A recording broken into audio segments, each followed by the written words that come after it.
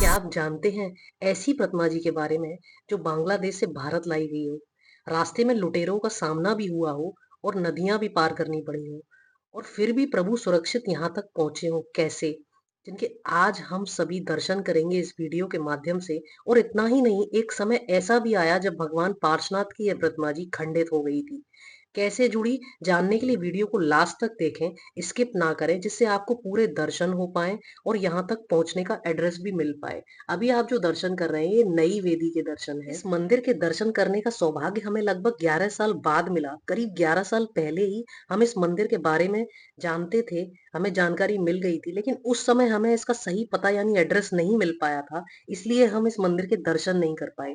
जैसे कचनेर वाले बाबा के बारे में लगभग सभी लोग जानते हैं, उसी प्रकार यहाँ भगवान पार्शनाथ प्रभु की चमत्कारी प्रतिमा जी विराजमान है, जो पहले यहाँ नहीं थी इस मंदिर में, बल्कि बांग्लादेश से लाई गई है ये प्रतिमा जी। आगे हम इस वीडियो में पार्शनाथ भगवान की दर्शन करेंगे प्रतिमा जी के। इस मंदिर के दर्शन हमें मेरी मदर की भावना के कारण प्राप्त हुए। लगभग 11 साल पहले जब हम चंपापुर आए थे, तब भी मेरी मदर ने लोगों से पूछा था इस मंदिर के बारे में, लेकिन कोई नहीं बता पाया था, बल्कि यह बोल के बात खत्म कर दी जाती थी कि आपको गलतफहमी है, ऐसी कोई प्रतिमा नहीं है। हम लोग निराश हुए और हमने भी शायद मान लिया था कि शायद हमें ही कोई गलतफहमी हो, ऐसी कोई प्रतिमा जी नहीं है।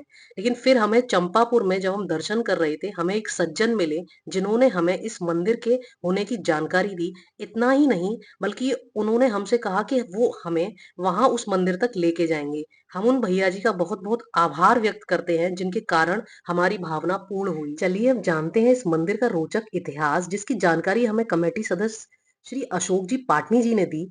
भगवान पार्शनाथ प्रभु की यह प्रतिमा जी लगभग 535 साल पुरानी है। यह प्रतिमा पहले राजस्थान के चूरू जिले में स्थित सुजानगढ़ लाडनू क्षेत्र में प्रतिष्ठित हुई थी। उस समय भगवान पार्शनाथ की 3 प्रतिमा जी प्रतिष्ठित हुई थी, लेकिन सन 1971 में जब बांग्लादेश बना, तब वहां समाज के पलायन के कारण प्रतिमा जी को सुरक्षित स्थान पर लाया गया। उस समय श्री पन्नालाल जी पाटनी ने इन प्रतिमाओं को बांग्लादेश से लेकर आए थे। वे भारत में, वे अगरतला के रास्ते से इन प्रतिमा जी को लेकर आए थे, एक थैले में अपने सर पे रखकर। और इस यात्रा के दौरान उन्हें कई कठिनाइयों का सामना भी करना पड़ा, लेकिन रास्ते में लुटेरे भी मिले, उनको नदियां भी पार करनी पड़ी। लेकिन प्रभु की कृपा ऐसी हुई कि वे सभी संकटों को पार करते हुए प्रतिमाओं को सुरक्षित भारत लेकर आए। अभी जो आप दर्शन कर रहे हैं यही वो पार्श्वनाथ भगवान है। अगर आप ध्यान से देखेंगे तो इनकी गर्दन पे एक लाइन है, ये खंडित हो गई थी। कैसे खंडित हुई, चलिए वो आपको बताते हैं। बट उससे पहले इस मंदिर में एक ऐसी वेदी भी है जहाँ पे हजारों साल पुरानी प्रतिमा जी विराजमान है। उसके दर्शन हम आगे करेंगे, पहले हम पार्श्वनाथ भगवान के बारे में पूरी जानकारी करते हैं। बांग्लादेश में चरमोगिरिया नाम का एक स्थान है, वहां पर मंदिर था, वहां से ये प्रतिमा जी लाई गई हैं।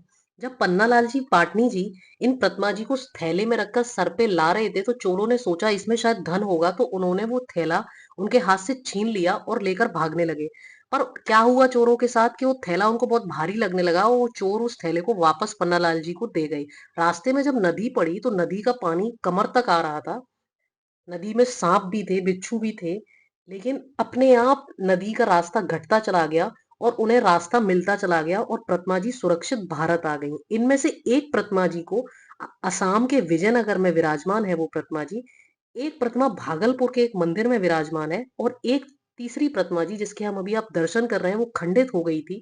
सन 2000 में एक दुर्भाग्यपूर्ण घटना घटी। श्री प्रेमचंद्र जी के हाथों से पार्श्वनाथ प्रभु की प्रतिमा जी छूट गई और वह खंडित हो गई। इसके बाद प्रतिमा जी को विसर्जन के लिए अलग से रख दिया गया था। कुछ समय बाद इस क्षेत्र पर जब मुनि श्री निर्भय सागर जी महाराज जी यहाँ पर आए, तब उन्होंने अपने तप और मंत्र की शक्ति से 2 दिन तक प्रतिमा जी को घी और बूरे में रखवाया और मंत्र जाप किया और समाज के लोगों ने भी भक्ति की। आश्चर्य की बात यह रही कि कुछ समय बाद प्रतिमा जी पुनः जुड़ गईं। समाज में खुशी की लहर उठी।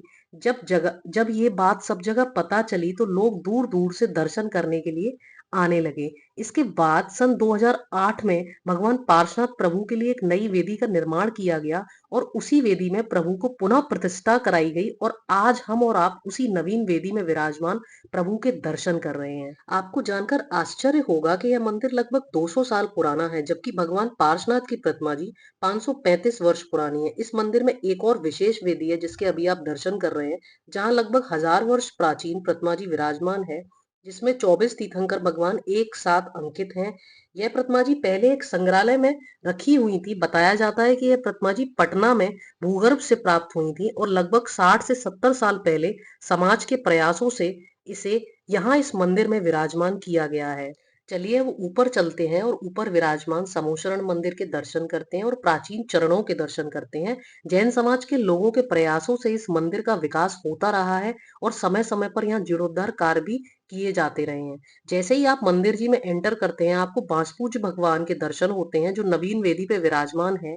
इससे पहले यहाँ प्राचीन चरण विराजमान थे, पर अब वो ऊपर विराजमान है।